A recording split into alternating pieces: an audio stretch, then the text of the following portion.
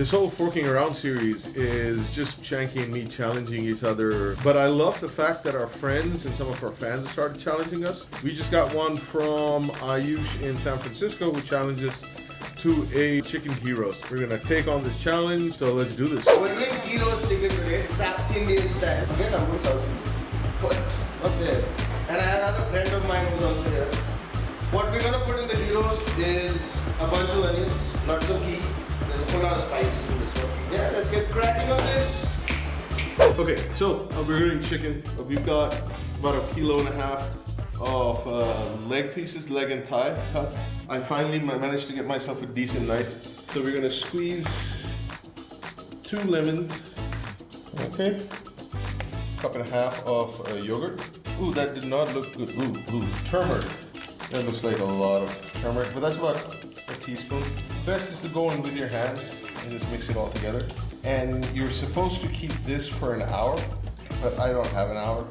I'm just gonna let this sit aside and soak up whatever it can. Now I'm gonna roast the spices. Throw them in. 2 spoons of cumin, 2 spoons of salt. We're putting in about... Can I get more pepper? Not all of it though. You know when it's done? Is when you start sweating like this. And it smells. I wish I could tell you how it smells. Alright, now we're going to let this cool off for a few seconds, for a few minutes. And then put it all into the mix. We'll quickly dice some onions and then start working on this. We're just going to eyeball this, because I don't know the traditional recipe. Peppercorn, some cumin, fenugreek, tamarind. They love this stuff down in south.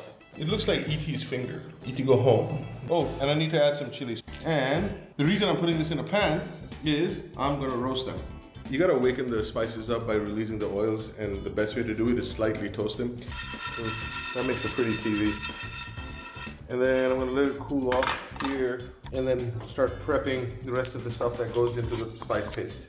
This is a little tamarind pod. That's not a pretty picture.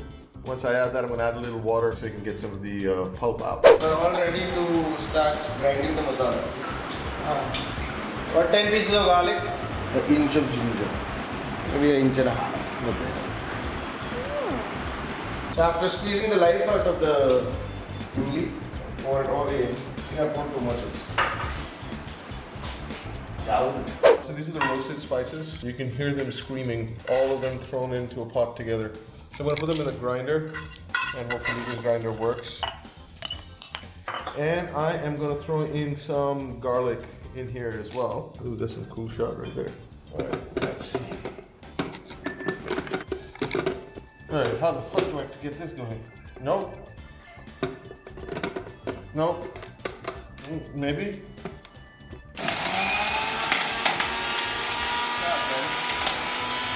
Yeah, that does not look like what I wanted to do. Alright, let's try this again. It's not the right grinder for this. I know that. No, I didn't. But it smells so good. Fucking hell. It looks pretty good. No, it doesn't. I'm gonna scoop all of this out. It's gonna be all really toothy. We're not sacrificing our kids' teeth, are we?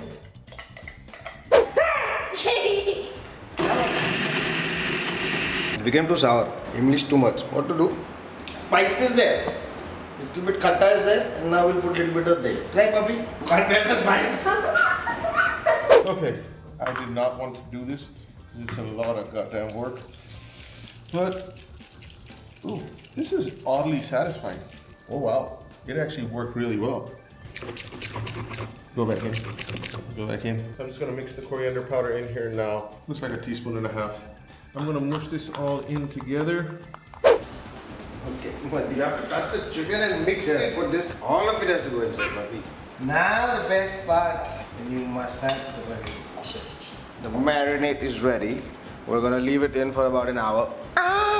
It's been actually 30 minutes. I'm gonna use some ghee and I'm gonna slightly cook the chicken. I think I'm gonna brown the meat a little bit. This is what I have. I'm gonna go in. So this has now been cooking for about 15 minutes. I'm gonna let it go another maybe 5 minutes. This is the reason why we call it the ghee roast. We should overload this. I love ghee smell. What do we need to see the onions become? Brown. All the goodness of ghee and onions. Little bubbles of joy. So it's almost there. There you go. I'm using the same pot. I don't want to lose. There's some really nice fond. The ghee is melted. You can see. I'm going to slightly start mushing that in.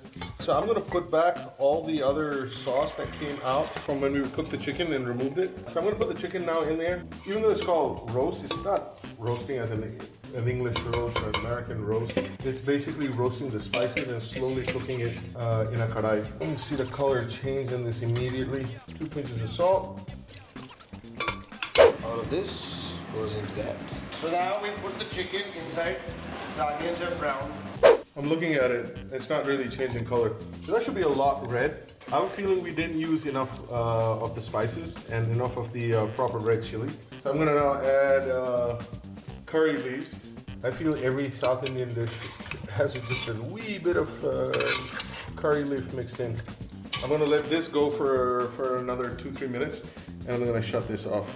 Alright guys, the chicken looks like it's nearly getting done. You see that right set of colors coming in. I'm gonna try and do a spoon test. Wow.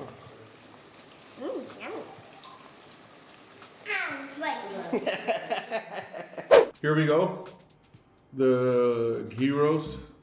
It smells like ghee. There's a lot of ghee in it. The color is supposed to be like a really rusty red. It looks like the little dot, the bindi that they put, the massive bindi inside. It's almost that color. We're definitely nowhere close to that. But now let's taste it. Ghee roast, or almost ghee roast. Wow. You know, I always think I fuck up something on the menu, and it turns out pretty fucking good. Shanky, I think you win this one, man. And I'm guessing you had some help there from somebody around you. To accompany this very beautifully made ghee roast chicken, the mother is doing onion parathas. The best part about any preparation for me is the kadai. I love eating off the kadai. It has the best masalas in it. Yummy! It's got the spice, it's got that good that kicks in.